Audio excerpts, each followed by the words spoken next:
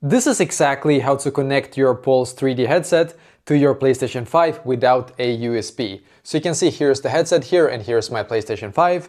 So now what we actually need to do firstly is to exit the PlayStation 5 menu. So I'm just gonna click on the home menu here on my TV, and then we need to come to this page instead. The reason why we need to do it in here is because if you actually try to connect via Bluetooth to your PlayStation 5 directly, it is not possible. But it's possible if we are going to connect it to your TV right away, and then it's gonna automatically connect to your PlayStation 5.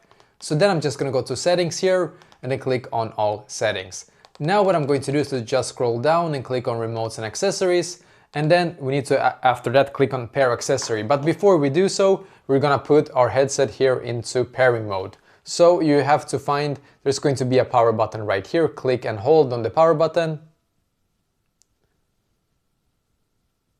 until you get a slow blinking blue light here, as you can see. And then after that you can click once again, click and hold.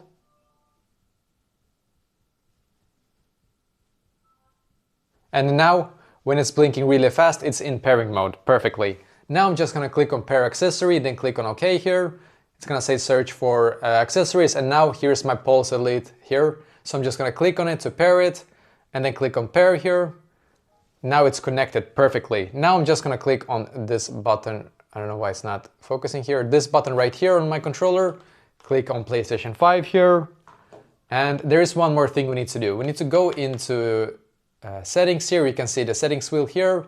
And then scroll down and click on sound. And then audio output needs to be set to your HDMI device here, as you can see. And HDMI device type is TV. So do this, and then you will be able to connect your PlayStation 5 headset, so your Pulse 3D headset here, to your PlayStation 5 without a USB.